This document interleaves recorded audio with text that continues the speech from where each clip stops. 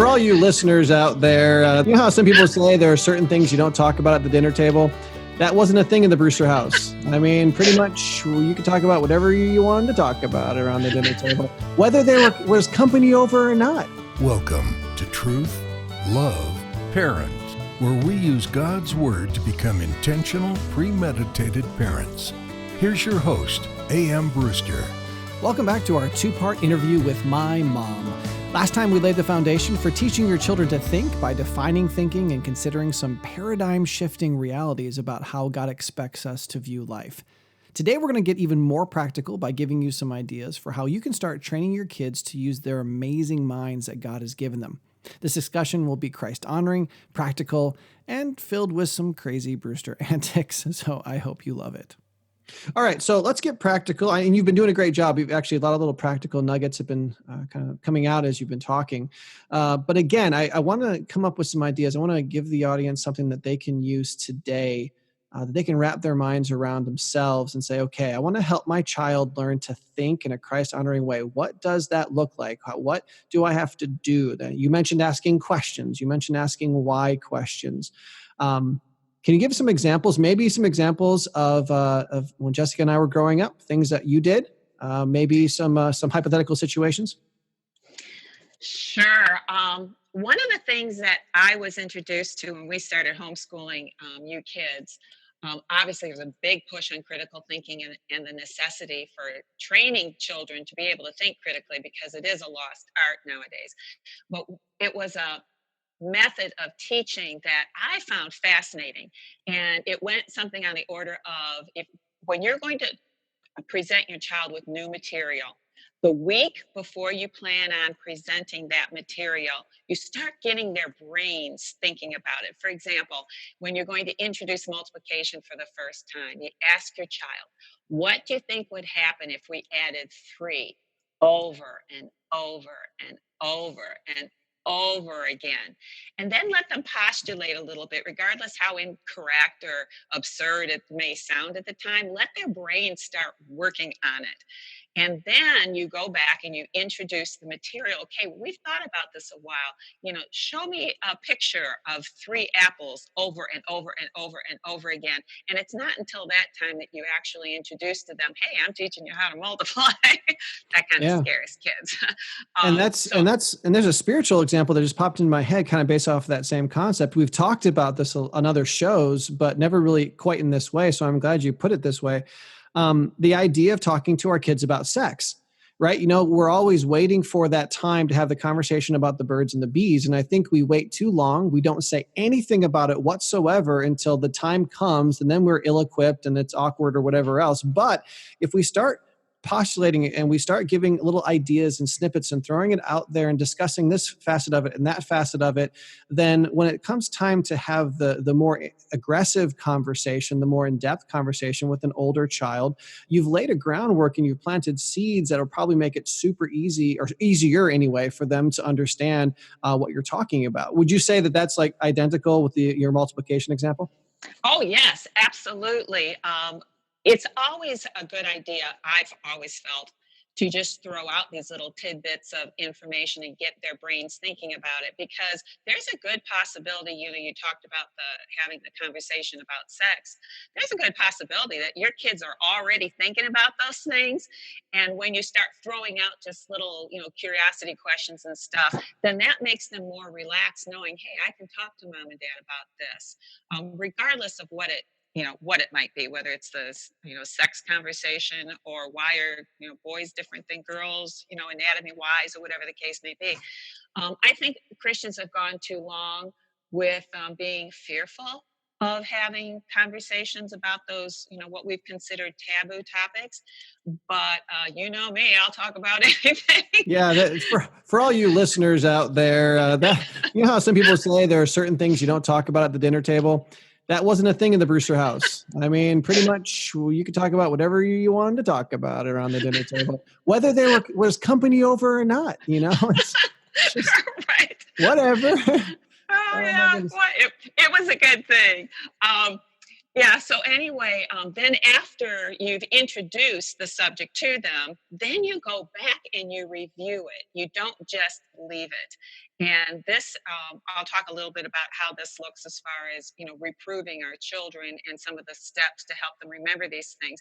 But in critical thinking, it's not only important to have that what if question come up and then to actually sit down and study, but then it's also important that you're constantly going back and reviewing those things that you have learned. You asked if I could think of any situations from our family life. Do you remember? And I'm going to encourage parents too, when your children come to you and ask you something like this, man, roll up your sleeves and jump in on it because it's an amazing time together. Do you remember when you came and asked us, hey, how long do you think the filament in a light bulb would burn if we broke the bulb off of it? I don't remember the question, but I do remember what happened next. So all of us got together, all four of us, and we asked ourselves, okay, what would happen? What is that filament made out of? What does the bulb around that filament do? And we discussed the vacuum, inside the bulb and everything. And then we all guessed at how long we thought it was going to take for the filament to burn off. And if I remember correctly, your dad was almost like spot on. And I was so wrong. I thought, yeah, you hit that switch and that thing's just going to go up in flames. But we went ahead and we wrapped the bulb and we cracked the glass off of it. And then we, carefully twisted it back into a lamp and we set it someplace safe with the least possibility of things catching on fire if this went terribly wrong. And we flicked that switch. And to our amazement, that filament stayed lit for a reasonably long time. So we actually employed a lot of the 7 skills in that little experiment. And I want to point out too that it wasn't. I don't remember how long it was lit, and it doesn't matter. I'm not going to show up on Jeopardy and be asked that given that answer, right? It really wasn't the end result that was important. It was the process of thinking about it, learning to exercise our brains. This is something that Dad used to do from time to time. I remember we'd be driving down the road and he would say something like, so what would you do if I passed out right now? And obviously, he's the one driving and I'm sitting in the passenger seat and my mind's whirring. I asked my son this question once. He was pretty young. I said, Micah, what would you do if right now I passed out? And he looked at me, immediately came to his lips. He said, panic. And I asked him when he was a lot younger than when Dad asked me. But, so I'm sitting there and I'm thinking about it. And there were 2 helpful things. I mean, yes, the obvious answer could potentially be beneficial if I were ever driving with my father and he passed out. That's never happened, though. 38 years of life, and that's never happened. And so can we say that the question was worthless because he was equipping me to do something I never had to do? No. It's similar to learning to play music. The process of just going through the learning. It's the same thing as learning Latin. Going through the process of learning sharpens your brain so that your ability to think about other things is improved, not just the thing that you're talking about. So really the most beneficial thing probably from the light bulb experiment was just the discussion, was just trying to hypothesize and imagine what may actually happen when the glass got shattered. Oh, absolutely. That thought process is so vitally important. And we skip that way too often in things that we really don't think we have to take the time to think through, but we really do. And you're right, when you do those experiments with your kids, it is teaching them that process. It's teaching them to think of questions that they normally wouldn't have even thought of before. And that's what we need to do. And then we take that and we apply that. What would you do if I passed out in the car? We can take that thought process. And then you're sitting there thinking, well, what would I do? What would I do if the car swerved off the road? What if we had an accident? Just all these things. And we're not doing these things to worry our children. We're doing it to help them to think and to plan, prepare, whatever the case may be. Okay, so that's a good example. That's really practical. Be prepared to answer the questions that your kids have. Be prepared to pose questions to them that they perhaps hadn't considered. If you're ever looking for a good reason to break a light bulb and then, turn it on in a lamp, now you have one. So you can totally do that. Talk to us a little bit about movie watching in the Brewster household. What was that like? Oh my goodness. Actually, I was I had this crazy idea. We were watching this series, and it was like people standing outside a window and watching something that was really going on in everyday life. And some of the parents were making bad decisions, and the children were making bad decisions. And I was sitting there thinking, man, I wish the show was on when my kids were younger, because I'd be asking questions like, okay, so, the dad responded in this way. Why was that a godly or ungodly response? Mhm. Was that a good decision that child made? That boy was just told by his father, that girl is too old for you. You shouldn't be dating her. And he makes the decision. He's going to do it anyway. Okay, let's talk about, what does God have to say about his response? Was that a biblical response or not, and why? So, yeah, you watch Disney movies. Okay, kids, is it really a good idea to follow your heart? No. Yeah. How did that Um, work out for the princess? Yeah. yeah, exactly right. Stop the video that you're watching, stop the movie, and ask questions. Be engaged in the movie yourself. I just don't see the benefit of sitting and watching something just for to be entertained, to just totally shut your brain down and be entertained. When you have little kids and they're with you, take every opportunity to teach them. And I'll tell you, the movies that they have on these days, kids can learn so much of what not to do. Yeah, so true. And sometimes, I don't want to give people the wrong impression. We actually were able to watch an hour and a half long movie within the course of, an hour and 40 minutes. Okay. So it wasn't a constant discussion, but what would oftentimes happen is after the movie, there would be a discussion. And in fact, I can remember some times where we spent longer when the movie was over talking about the movie than we actually spent watching the movie. In fact, this was such a big part of my life that my friends and I would do this. I remember when The Matrix first came out in the 90s or whenever that was, 2000s, whenever. And we talked about that for, I think we had like a 3-hour long conversation after the fact, bantering around about philosophies and theology and the different way that they address certain issues within the film and things like that. And that was super important and beneficial to me. Again, just not only coming to conclusions about what we're watching so that we can think the way Christ would think, but then also just the process of learning how to think. Anything else? Any other situations, maybe in how we would relate to our friends or adults, church, school, other things that would help us to see how you tried to teach Jessica and me to think? Well, let's talk about when a parent has an opportunity to reprove their child or even reprove a friend. Reproof today is usually an expression of blame or disapproval, but in scripture, reproof includes that sense of refutation, correction, and reasoning. And we call it interpretation. In TLP, we like to use that idea of helping our child reinterpret what they're seeing in the way that aligns with God's truth. Oh, I like that. Okay, so you need to discuss what occurred. You need to discuss the possible repercussions of what happened. Come up with biblical examples. Ask why the action displeased God.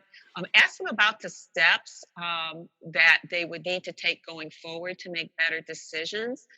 Teach them to think about and analyze why God says that these things are important to them.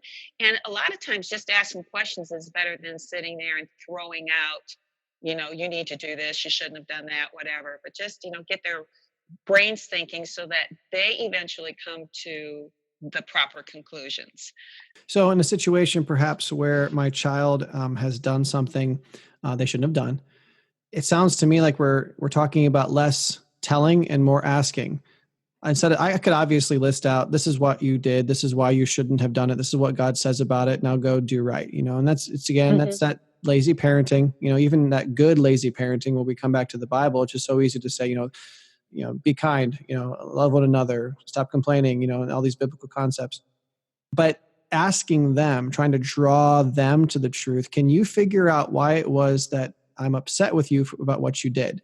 You received this consequence for what you did. Why is that? And obviously this conversation is probably better to have before they've received the consequences, but hey, come here a second. Like, for example, this just happened recently. Ivy ran into the room and she vaulted and she's sprinting across the sectional sofa. And then she kind of jumped from one to the other couch, landed on her knees. And I was kind of sitting there going, like, what on earth? Like, she knows you're not supposed to stand on the couch, jump on the couch, run on the couch, fly over the couch. These are things that we've discussed in the Brewster household. And yet she just did that with me standing right there, boom. And it didn't even occur to her. I said, Ivy, come here. And she came over and I said, what did you just do? And she's realizing, okay, what I just did was wrong. And she answered the question. I did this. And the next question in my mouth was, why was that a problem? And we waited until she could enunciate what the issue was.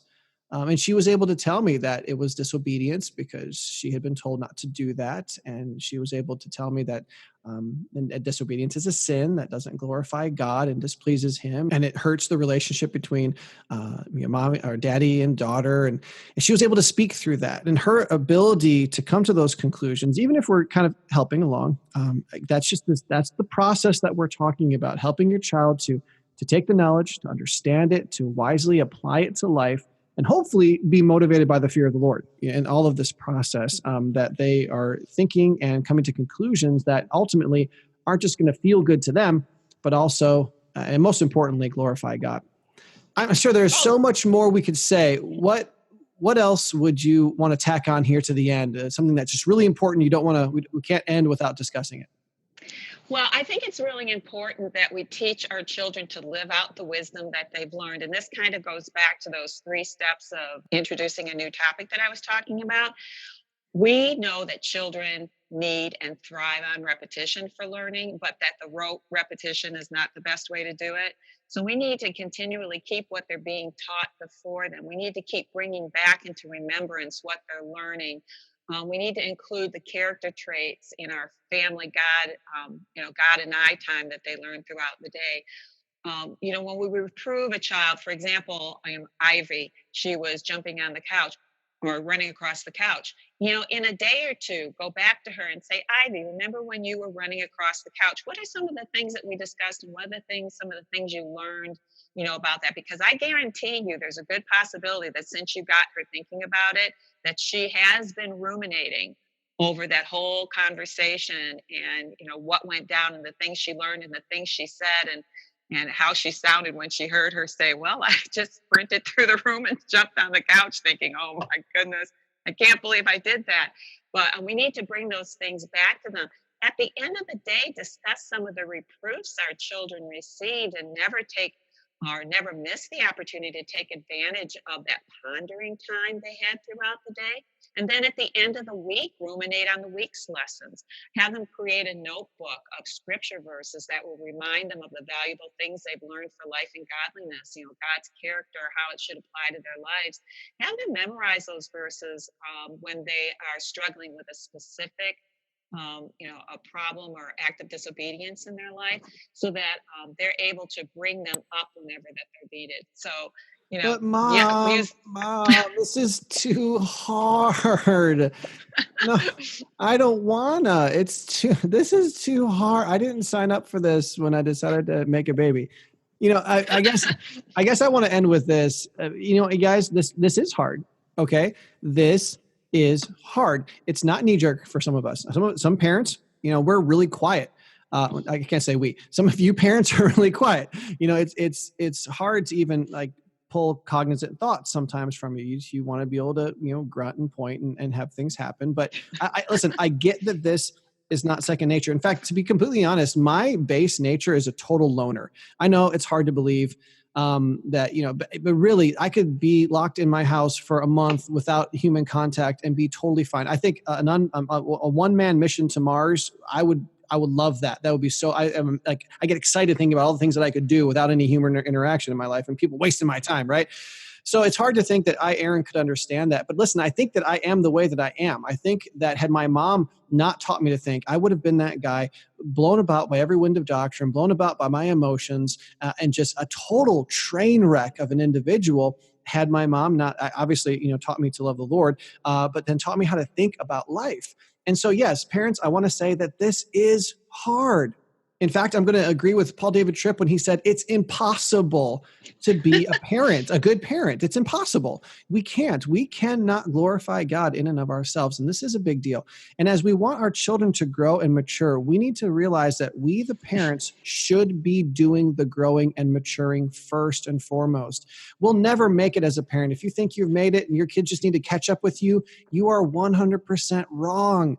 You need to be learning how to think better. You need to be learning how to gather knowledge and understand it and wisely apply it to life, because the core of your being is to fear the Lord, and your kids will benefit from that. So yes, it does take a long time. You go through the light bulb process. You're sitting in the car talking about why we have eyelids. You're planting the seeds that will turn to a later discussion to talk about sex. Okay, you're trying to help your children understand why the friends they have aren't friends. You're not just going to tell them. You're going to present them scriptures. You're going to ask them questions. Okay, so based off of what God just said in that passage, what does that tell you about the friends in your life? Are they really friends, or are they enemies? Man, it's huge. It's a gigantic task. But remember, God's never going to call you to something that he's not going to empower you to do. Okay? If you're feeling like this is impossible, that you're failing as a parent, I just want to encourage you to recenter, refocus. You need to reevaluate your relationship with God. Okay? It is hard. It's overwhelming, but with him, we can do all things. Now, that seems, I kind of like got a little bit off the rabbit trail. I do want to acknowledge the fact that this is a difficult thing, and that it's not just going to happen. It's no easier going to just happen for us than it is for our children. We've got to work at it. And that's why TLP exists. We're here because all of us, you, me, my mom, everyone needs to mature and to grow. And we want to help each other out. So that's massively huge, important concept to end off with. But remember, the whole purpose of this, and the reason I think, Mom, I'm going to have you back on the show later on, maybe next year, to do maybe some more episodes on maybe stepping through those 7 skills, or just something that we can get into more detail, because this is a huge topic. It's massively important, and we need to start with our kids now. I would say that before they're able to verbally communicate, we need to be teaching them how to think. And then as they're able to verbally communicate and as they mature, every step of the way, helping them to have the mind of Christ. That should be our ultimate goal. So, Mom, it was an honor. It was a joy. I thank you for taking the time. I know you haven't been feeling very well recently, but I really pray that this is going to be super beneficial to somebody out there. And I really believe it will. It was my pleasure. Thank you so much for having me. And yeah, you are right. This is a very daunting task, but parents, we all need to remember too that there's a good possibility that we were not trained how to think as we were growing up. So you're going to have to put an effort into learning yourself what kinds of questions to ask, and how are you going to go about doing this with your children. But basically, I think the easiest way for you to start is to put a little bit of your kid on and just allow that curiosity to come back into your life that was once there, that awe and amazement of the world around us, and just let that little kid come out again. And I think you'll end up just doing a fine job. Just think of questions, encourage your kids to ask questions, ask them questions.